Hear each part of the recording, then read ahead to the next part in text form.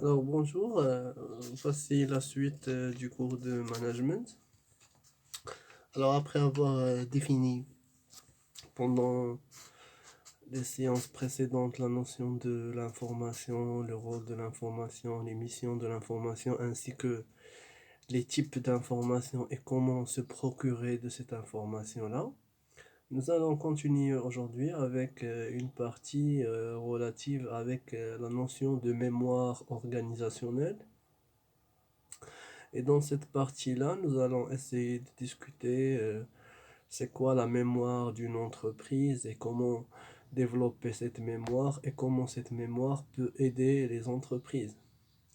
Alors normalement, une mémoire organisationnelle est une notion qui est relativement biologique et qui est proche de l'aspect humain et de l'aspect systémique de la chose. En effet, plusieurs êtres vivants ils disposent d'une sorte de mémoire qui est en d'autres termes un lieu de stockage, un endroit d'information et de mémorisation d'un ensemble d'éléments. Par exemple, un être humain, il a une mémoire qui lui permet de reconnaître les lieux, les noms et plusieurs autres choses.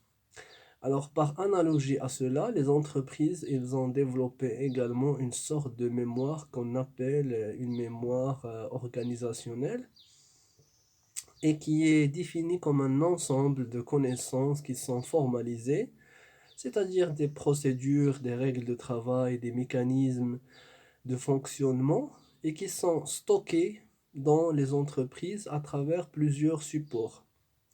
Alors, chaque entreprise développe ce qu'on appelle des routines et des standards de travail.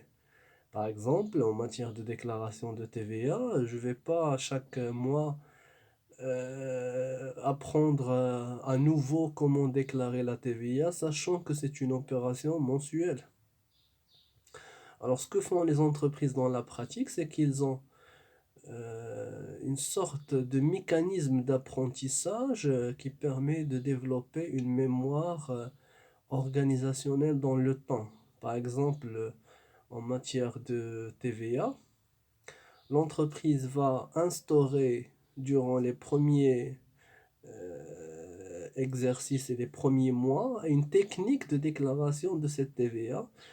Et avec le temps, il va essayer de bien développer cette technique et par la suite, il va rendre cette technique comme une procédure. Donc, cela consiste à ce que l'entreprise va mettre une sorte de mécanisme répété et un mécanisme sous forme de procédure, c'est-à-dire un ensemble d'enchaînements répétés d'une opération.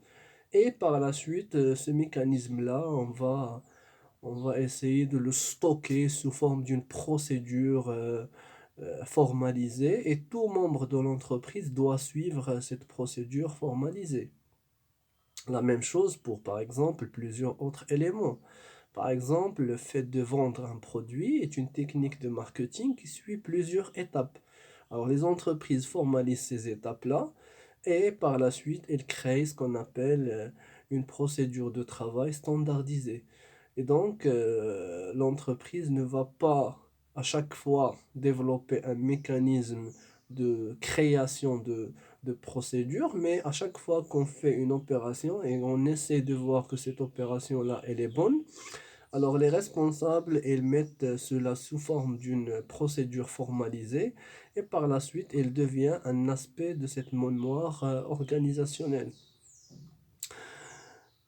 Cette mémoire organisationnelle est née alors d'un ensemble d'interactions entre l'entreprise et son environnement et à l'intérieur du système de l'entreprise. Donc, à l'intérieur de l'entreprise, nous avons une approche systémique qui consiste à ce que plusieurs sous-systèmes interagissent d'une manière continuelle et par la suite, ils développent des mécanismes de travail homogènes à travers des règles de communication, des règles de contrôle et des règles de formalisation. Et ces règles-là rendent par la suite des, des mécanismes de travail qui sont automatisés et standardisés. Cette automatisation crée des routines et des standards qui permettent un fonctionnement interne de l'entreprise.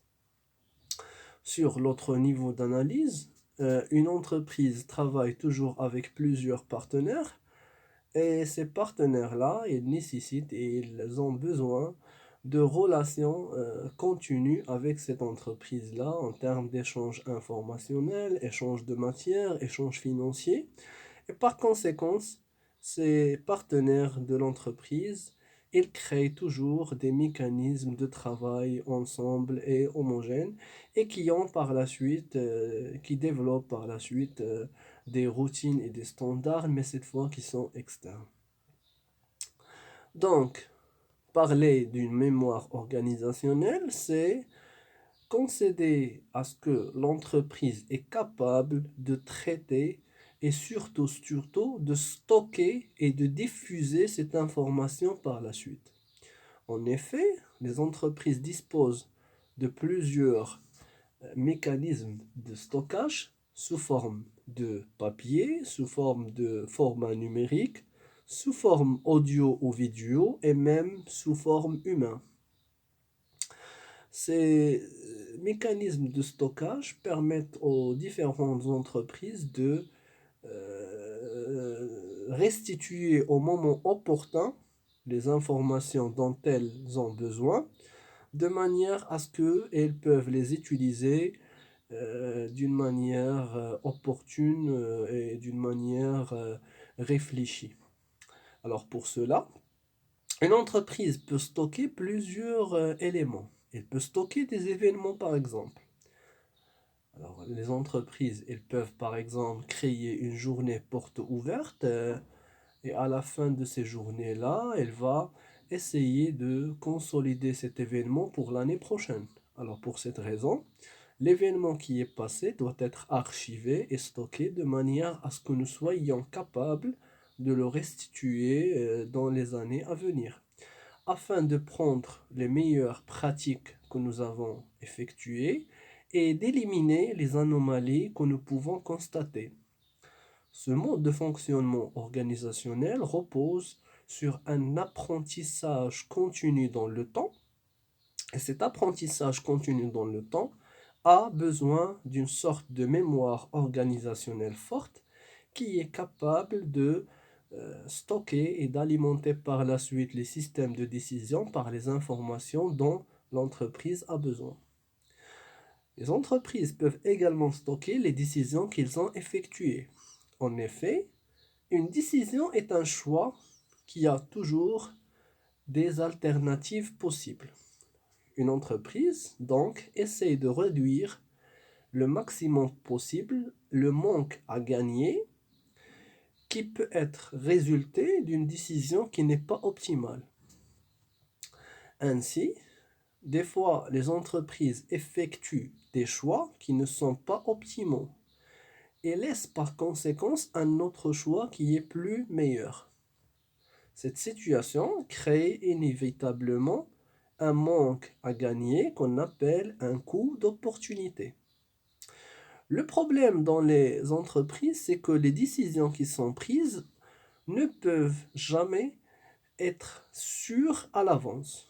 En d'autres termes, au moment où quelqu'un dans l'entreprise il propose de prendre des décisions, il n'est pas sûr à 100% de la réussite ou de l'échec de son décision. La seule possibilité dont disposent les entreprises, c'est de se baser sur l'histoire. En effet, une entreprise, elle peut revenir à l'histoire des décisions qu'elle a déjà prises auparavant et essayer par un système de ajustement temporel de dire que puisque la décision, par exemple, il a marché l'année X, ça peut marcher maintenant. Ou bien on peut dire que puisque la décision qu'on a effectuée l'année X n'a pas marché, et donc automatiquement il ne marchera pas aujourd'hui, mais bien sûr avec des nuances de variables de contingence qui changent d'une année à une autre. Troisièmement, une entreprise peut stocker des modèles d'interprétation, des modèles de décision, des mécanismes de travail. Et également, il y a le dernier point qui est important, c'est que la mémoire organisationnelle, elle est également en relation avec les individus. En effet, les personnes qui travaillent dans l'entreprise, ils constituent une partie principale et intégrante de cette mémoire organisationnelle. Car à chaque fois que les individus ils travaillent dans les entreprises, ils arrivent à stocker une grande quantité d'informations et ces informations-là peuvent être des informations qui sont divulguées ou bien des informations qui sont cachées et qui sont normalement des informations qui sont un peu protégées par certains membres de l'entreprise. De ce fait, une personne qui a travaillé par exemple pendant une vingtaine d'années dans la même entreprise constitue une source importante d'informations. Cette personne-là, elle a accumulé dans le temps un grand nombre d'expériences, d'événements, de modèles, de décisions. Elle a participé dans des réunions.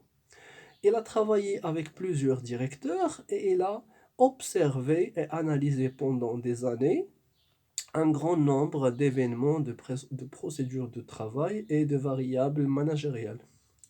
À titre d'illustration, lorsque les entreprises sont auditées et contrôlées, parmi les missions du contrôleur, c'est de faire des entretiens périodiques avec les personnes qui ont travaillé dans l'entreprise. En effet, ces contrôleurs internes ou externes, ils savent à l'avance que une grande partie des informations qu'ils sont en train de chercher sont disponibles directement auprès des personnes qui travaillent dans l'entreprise. Pour cette raison, ils peuvent opter à une série d'entretiens avec les personnes qui travaillent dans cette entreprise afin de dégager plusieurs aspects positifs ou négatifs ou bien pour clarifier certains éléments du fonctionnement de l'entreprise. Donc, chaque entreprise dispose d'une mémoire organisationnelle qui est importante et qui permet par la suite de restituer un ensemble d'informations. Et bien sûr, cette mémoire et ce stockage que réalisent les entreprises est la part principale mission d'être réutilisée dans le temps et de développer les mécanismes d'apprentissage organisationnel de manière à ce que le système de prise de décision devienne de plus en plus optimal et efficace et de réduire par conséquent le manque à gagner des décisions qui ne sont pas optimales. Voilà, merci pour votre attention.